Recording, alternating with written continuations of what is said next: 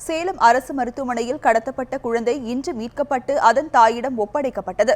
மருத்துவமனையில் இருந்து சிசிடிவியில் பதிவான காட்சிகள் மூலம் குற்றவாளியை கண்டுபிடித்து குழந்தையை போலீசார் மீட்டுள்ளனர்.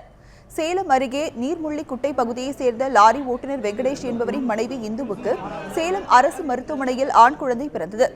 இந்நிலையில் இந்து உறங்கிய நிலையில் அங்கு வந்த பெண் ஒருவர் அந்த குழந்தையை கடந்த சில தினங்களுக்கு முன்பு கடத்தி சென்றார். உடனடியாக மருத்துவமனை நிர்வாகம் மற்றும் காவல்துறையினரிடம் புகார் அளிக்கப்பட்டது. மகப்பேறு பிரிவில் இருந்து கண்காணிப்பு கேமராவை சோதனை செய்த போது கர்ப்பிணி வேடத்தில் வந்த இளம்பெண் ஒருவர் குழந்தையை கடத்தி சென்றது தெரிய வந்துள்ளது. அந்த பெண்ணை பிடிக்க சேலம் மாநகர காவல்துறை உதவி ஆணையர் ஜார்ஜ் தலைமையில் தனிப்படை அமைக்கப்பட்டது. இதையடுத்து மருத்துவமனையில் இருந்த 26 சிசிடிவி கேமராக்களில் பதிவான காட்சிகள் மற்றும் அப்பகுதியில் உள்ள செல்போன் டவரின் மூலம் மேற்கொள்ளப்பட்ட செல்போன் தகவல் பரிமாற்றங்கள் உள்ளிட்டவற்றை ஆராய்ந்து கர்ப்பிணி போல் நடித்த அந்த பெண் யார் என்று தேடினர். விசாரணையில் அவர் தருமபுரி மாவட்டம் பாலக்கோட்டை சேர்ந்த வெண்ணிலா என்பது தெரிய வந்தது.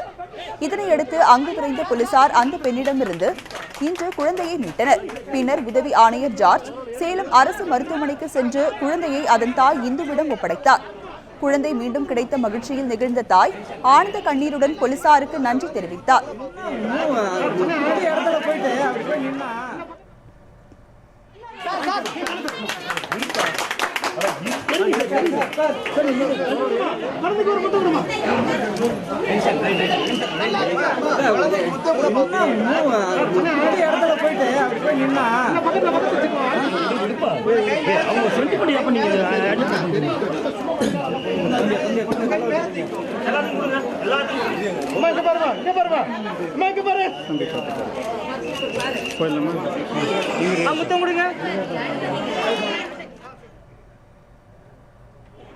தனது குழந்தை மீண்டு வந்ததை கொண்டாடும் விதமாக குழந்தையின் தந்தை வெங்கடேசும் அவரது உறவினர்களும் போலீசார் மற்றும் மருத்துவமனையில் இருந்தவர்களுக்கு இனிப்பு வழங்கி மகிழ்ந்தனர்.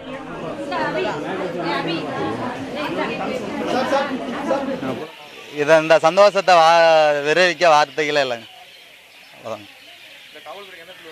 காவல்துறைக்கு தான் ரொம்ப நன்றி. அந்த நன்றி எப்படி இது அதே இந்த சந்தோஷமாக தான் காவல்துறைக்கு எதன் மூலியமா என் நன்றி தெரிவிக்கிறதுன்னு தெரியலங்க.